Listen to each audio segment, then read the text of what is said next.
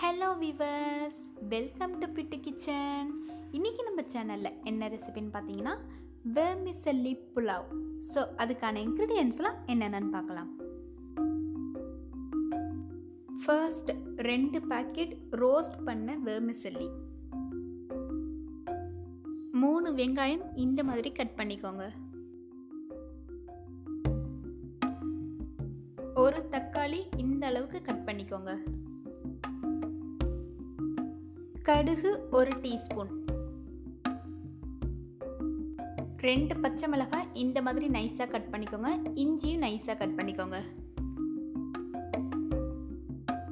1/2 teaspoon மஞ்சள் தூள், 1 table spoon chilli flakes, மிளகாய் தூள் கூட நீங்கள் சேர்த்துக்கலாம், மசாலா தூள் 1 டேபிள் ஸ்பூன், உப்பு தேவையான அளவு. அவ்வளோதான், இன்க்ரீடியன்ஸ்லாம் ஓவர். நம்ம வெர்மிசெல்லி புலாவ் எப்படி செய்யலான்னு பார்க்கறதுக்கு முன்னாடி நம்ம சேனலை சப்ஸ்கிரைப் பண்ணுங்கள், பக்கத்தில் இருக்கிற பெல் பட்டனையும் ப்ரெஸ் பண்ணுங்கள். வாங்க வீடியோக்குள்ளே போகலாம்.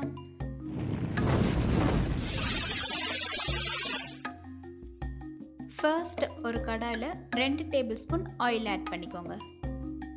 ஆயில் ஹீட் ஆனதும் 1 டீஸ்பூன் கடுகு சேர்த்து வெடிக்க விடுங்க. நல்லா வெடிச்சு வந்ததும் கட் பண்ணி வச்சிருந்த வெங்காயத்தை ஆட் பண்ணி நல்லா வதக்கி விடுங்க.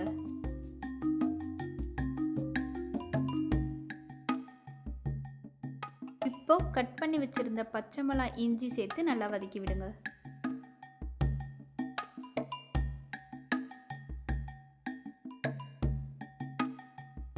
நல்லா வதங்கினதுக்கு அப்புறம் கட் பண்ணி வச்சிருந்த தக்காளியை சேர்த்து வதக்கி விடுங்க.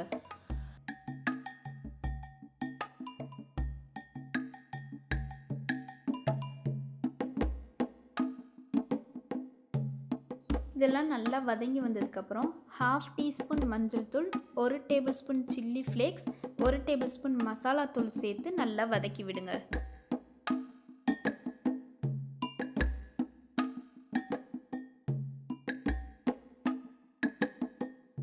இப்போ 2 பேக்கெட் வெர்மிசெல்லிக்கு தகுந்த மாதிரி உப்பு தேவையான அளவுக்கு சேர்த்துக்கோங்க.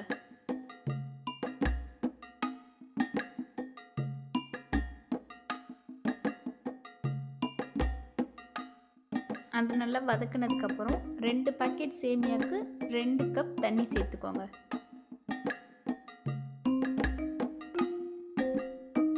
இதை நல்லா மிக்ஸ் பண்ணி விட்டுட்டு ஒரு 2 நிமிஷத்துக்கு மூடி விட்டுருங்க. ஓகே, இப்போ 2 நிமிஷம் ஆயிடுச்சு. இப்போ இந்த மாதிரி கொதிச்சு வரப்போ 2 பேக்கெட் வெர்மிசெல்லியை இதில் சேர்த்துக்கோங்க.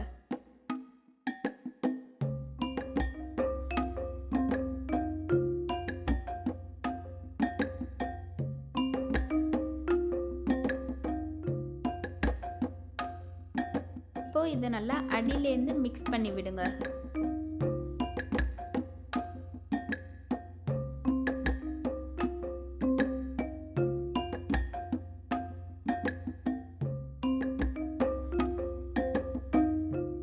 இதை நல்லா மிக்ஸ் பண்ணி விட்டுட்டு ஒரு 2 நிமிஷத்துக்கு மூடி விட்டு எடுத்துட்டிங்கன்னா நம்மளோட வெர்மிசெல்லி புலாவ் ரெடி.